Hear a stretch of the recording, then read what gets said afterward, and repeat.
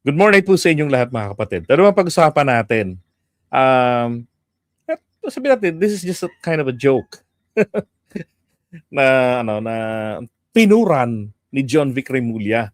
So, sabi nga niya diyan, sa mga hindi naniniwala na si Cabral ngayon, eto ho, yung nakalugmok doon sa bato.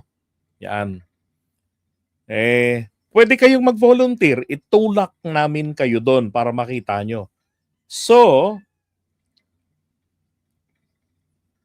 ibig sabihin, naniniwala din si John Vic na tinulak nga si Cabral. Di ba? Oh. Kasi kung ito, magkaiba ho kasi kung magkaiba ang itsura nito eh. Kung ito pong kay Cabral na nangyari ay na-aksidente doon sa gilid na nadulas o na-outbalance. Kung yan po ay na-outbalance, ano yan, posible niyan, gas-gas yan. Di ba? Sasadsad yan doon sa mga gilid-gilid. No. Ito oh. Diyan siya. Di ba? Yan. Oh. Yung pinagbagsakan niya malalim yan. So kung dito yan, diyan banda, dito, diyan magagasgasan siya diyan. Yan, gasgasan nga abutin niya diyan. O kung nadulas. Kaya nga sabi ko, bakit ganon? Dito lang yung gasgas niya, tsaka rito sa balikat, sabi ng asawa.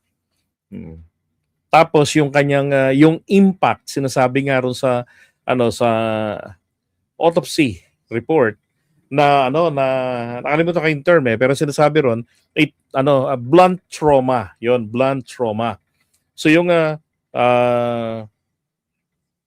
tawag dito yung blunt trauma, ito yung sabi consistent doon sa mga bumagsak. Okay, iba ho yung dumausdos eh.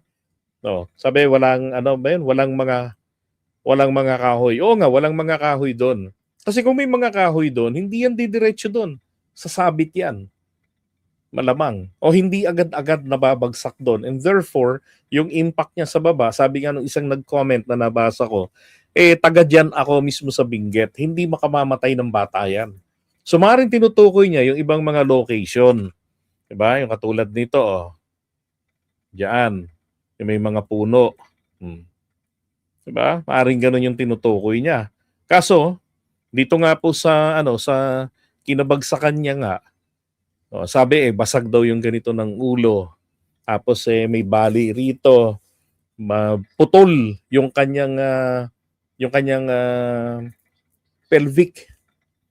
Yung kanyang yung kanyang yung pelvic balakang. Tapos yung kanyang binti, putol. Although sabi rin naman ng isa na nagpunta diyan, yung mga buto daw sa paa niya durog. Ganon. Nas yung kanyang katawan.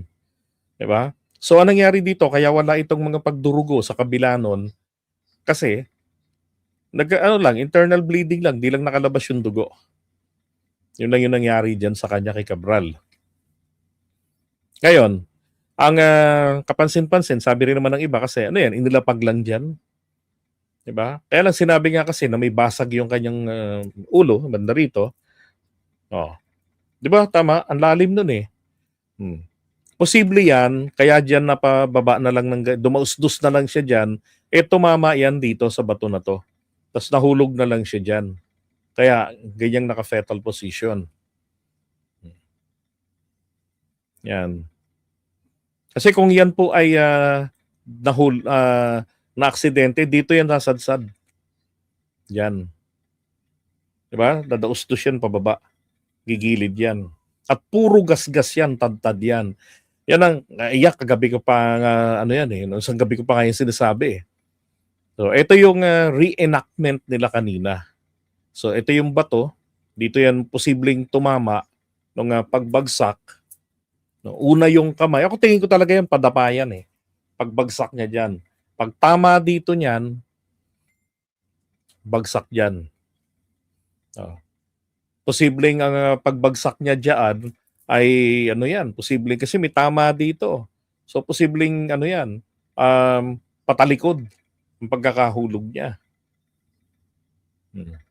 Pinuntahan ng forensic kanina eh. Diyan. Nagkaroon sila ng reenactment.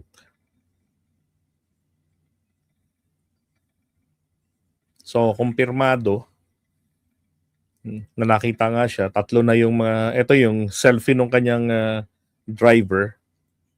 And then, alam niyo ba, 12 weeks ago, suot din ito ng driver na yan nung pumunta sila ni Cabral sa ICI.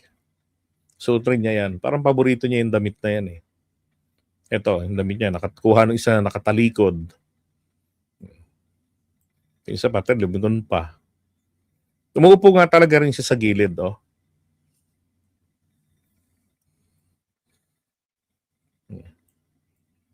Ito yung kuha nung kanyang driver. Ito side mirror po ito, ah. Medyo pink yung damit niya. Umuupo talaga siya sa gilid. Diba? Ito, 8:00 ito ng umaga. Yan. Tapos yung 10:15 na nakunan. Ito kasi nasa may banda dito na to. Dito siya eh. Ayan, oh. Ito iba na to. Ito na yata yung kuha ng 10:15. Yan. Tama, 10:15 ito na nakunan.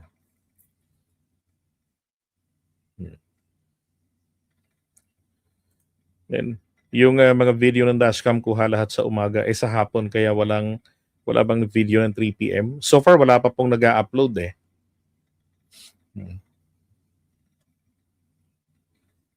Yan. Now, sabi rito ni Falsis, ayon daw kay former Secretary Ronald Llamas, meron daw pong 13,000. Actually, 13,917 flood control projects. Doon po yan sa nakaraang administration, ha? And then kay PBBM is 9,500, almost 10,000 na flood control projects. Na lahat po dahil since 2014 po na-appoint na dyan during the time of Pinoy, nandyan na si Yusek Cabral. Oh. Ba? Sabi rito there were 13,000 flood control projects all over the country during the past administration of Duterte under the supervision of Yusek Maria Catalina Cabral, who was Yusek since 2014. Pero 2014, hindi pa ganun kalala eh. Doon pa, kasi walang flood control projects ang Pinoy administration until 2015. At yung sa 2015 na yon, pakikita ko po sa inyo bukas ang isa sa mga proyekto na yon na pinaghatian nila ni Pinoy at ni Digong. At nakompleto noong 2019 ay gumuho na makailan lang ampaw ang ilalim. Pakita ko sa inyo po sa umaga, mamayang umaga. Now, gather muna tayo ng mga pictures doon. Hinihintay ko pa yung iba eh. Sabi rito, the institutional memory gone, who benefits? Hindi, I totally disagree na dahil po namatay na si Cabral, wala na po yung lahat ng yon. Hindi. May mga records po yan. Ang pickup, yung tawag dito, PhilJeps.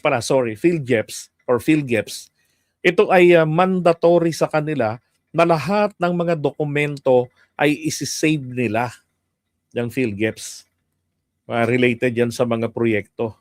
So may kopya yan. So malalaman dyan, kahit sabihin pa natin na biding-bidingan ito, at least may paper trail po lahat ng mga proyekto na yan. Malalaman ngayon kung sino-sino yung mga nakinabang. Ba? Hindi makakasama sa libingan ang mga yan. Makakalkal yan. Saan ko po nalaman yan? Mismo doon sa staff ni Miriam Santiago. And in fact, nagvo-volunteer nga siya. Sabi niya, if the Marcos administration is serious in retrieving that, I volunteer myself. Sabi niya. Oo. Okay? Kaya na ito, ang galing ng gumawa nito eh. Yan, 4 DPWH officials, 4 deaths within months. Ambush, suicide, mysterious death, and accident. Diba? Ito yung nauna, yung sa Ilocos Norte na engineer, inambush. Tapos, ito na mga nag-suicide, na taga sa Bids and Award Committee chair, yan nagbigti.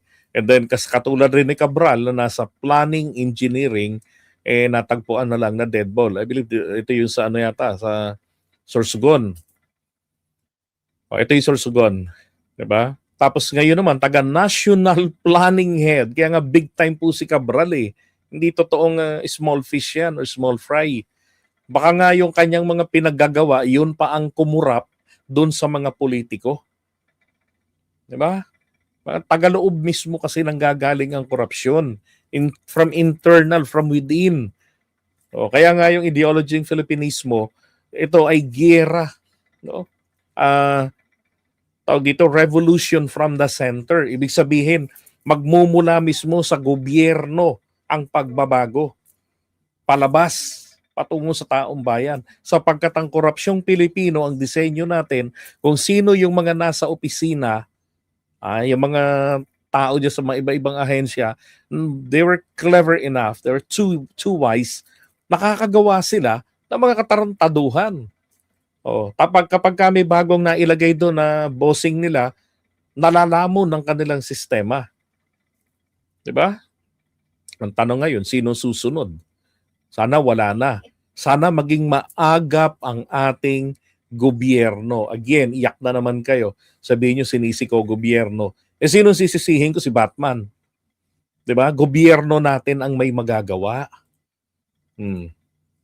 Sabi nga rito ni Falsis, My Chiri Bird said DPWH Yusek Cabral was being pressured into becoming a witness by Marcos forces but counter-pressured by Duterte forces.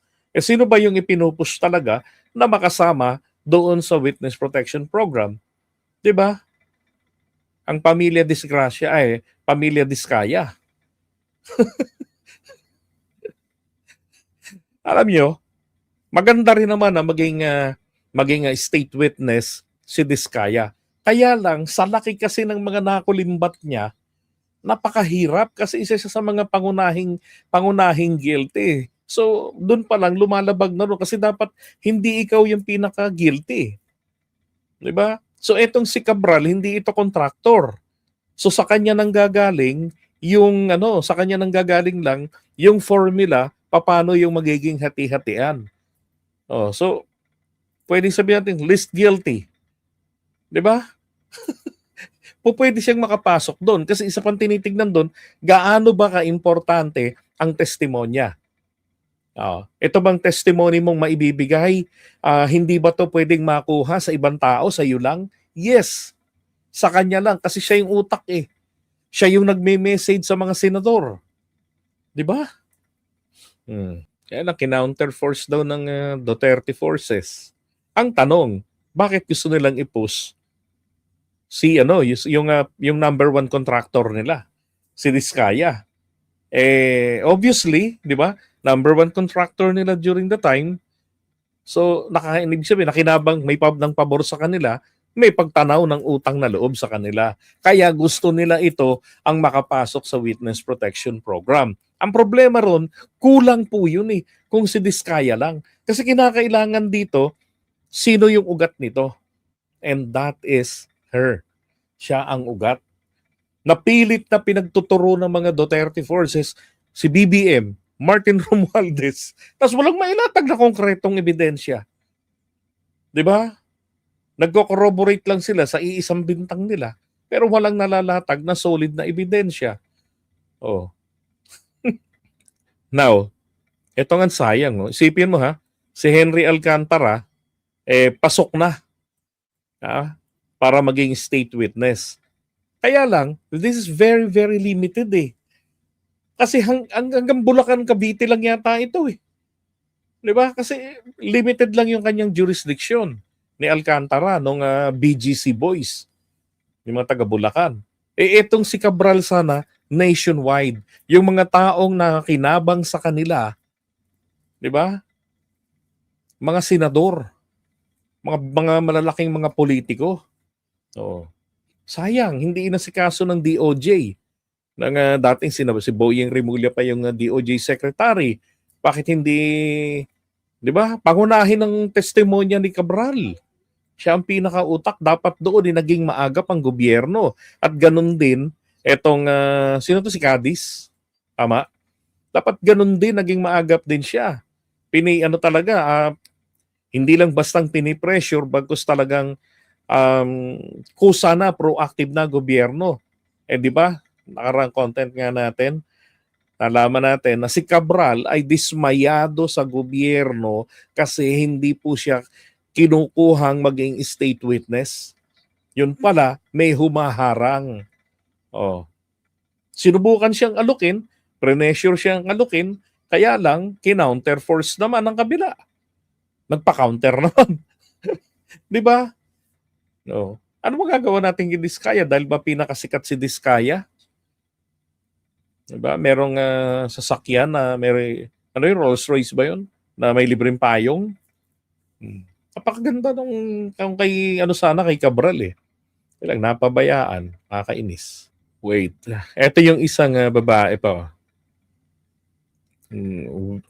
Na-interview rin. Dalawa na babae at saka lalaki na ewan ko Magkaiba yan. Magkaiba sila. kung ano ginagawa Ito po sa may gasolinahan nito. doon. Nagse-selfie siguro no, o ano. Nung i-scan ko yung mga Facebook, yun naman. Sila rin yung nakita ko doon. Pasado anong oras po? Mga 8 and up. Pabalik-balik po sila, matagal sila doon. Hindi ko alam kasi, Kwan, yun lang ang ano ko, oras na sumilip ako. Sige pa.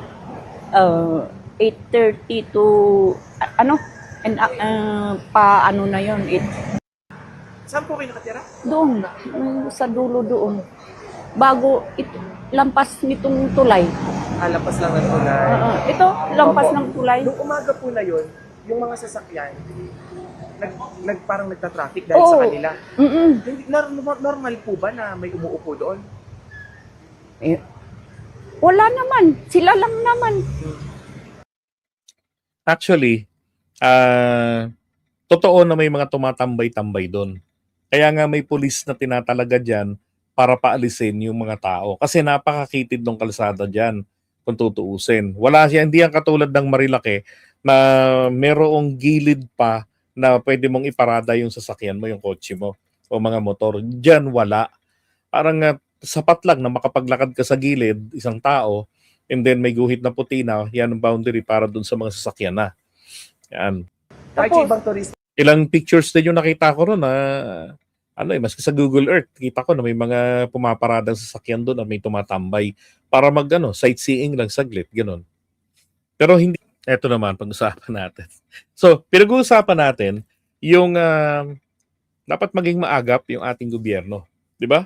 Na i-secure yung mga, shall I say, living testimony. Di ba? Now, eto, potential din ito na matoda sa loob ng BJMP. Si Madriaga. Dapat ilipat ito ng lugar, 'di ba?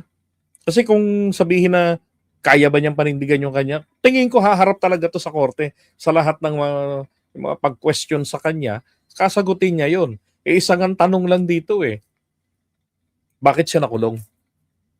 Meron ba siyang dinukot na tao? Wala naman Pagkatapos nung maabsuelto siya nung yung kaso niya noon, nang maabsuelto siya, wala na Tanging si Harry Roque na lang naman yung nagsasabi na most wanted, tsaka si Akla. Si Mr. Sasot ang nagsasabing most wanted. Paano naging most wanted? Doon sa video nga mismo ni Harry, wala naman sinasabi na wala pang warrant para sa kanya. Delay, di ba? Until nung July na naaresto.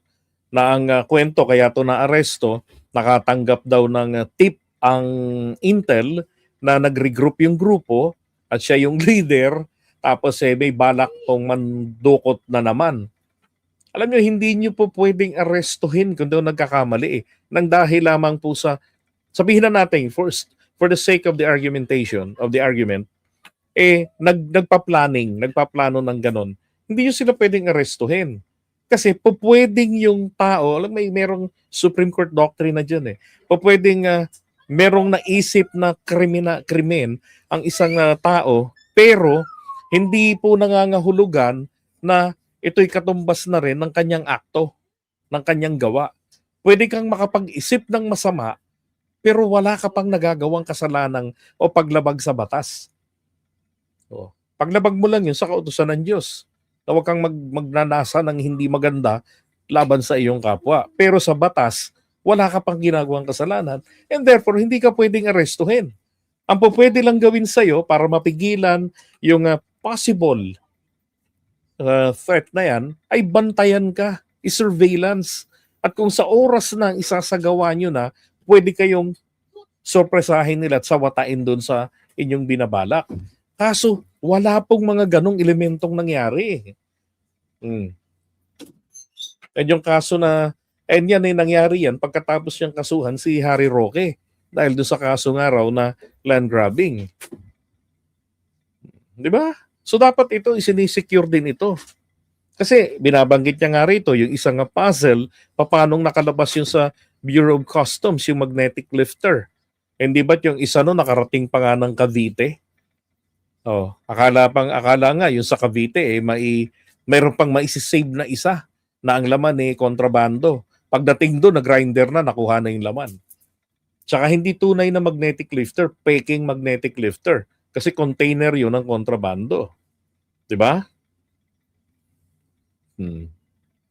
Sagot na yung issue na yan. Naalala ko rito si Faeldon, ang nasa BOC noon, anong ginawa? Tinanggap lang, pinag-resign, nag-submit ng resignation, tinanggap yung resignation, sabay sabi ni Tatay Diggs noon, buo pa rin naman ang tiwala ko sa kay Faeldon. And afterwards, wala nang balita. Kumbaga, pinatahimik lang siya mula sa pinalayo lang siya sa mata no ng mga media. Ng mga nakatutok doon sa issue na 'yon. Pero walang thorough investigation na nangyari, walang napanagot doon. 'Di ba? Nagkatakipan. So rito nagkakaroon ng kulay. Sabi niya, ebidensya na nasa kanyang cellphone. Dapat nagmamadali ang DOJ diyan. Sinisecure na 'yon. Nagkakaroon na ng communication sa korte para ito ay makuha na nila yung cellphone niya. Sabi nga ng abogado nito, kapag nasupina yon, so madadissect yon, makikita yung mga laman. So kung walang kwentang laman at hindi naman na-dissect, hindi naman ito previously nabuksan, 'di ba? Kasi kinumpis ka pati tsinelas niya, pati aso niya, tinangay. Niransak ang bahay nito pagkatapos na maaresto. Nakakala mo may kung anong tinatago. Diba? Pilit nilang hinahanapan ng ebidensya ang nakuha nila, mga armas. No? Kasi security ang trabaho nila magbantay Natural, may mga at saka nakuha, mga lisensyadong armas. Diba? Nilipat lang ba siya mula sa Bucor? Okay, nilipat si Faeldon sa Bucor. Lang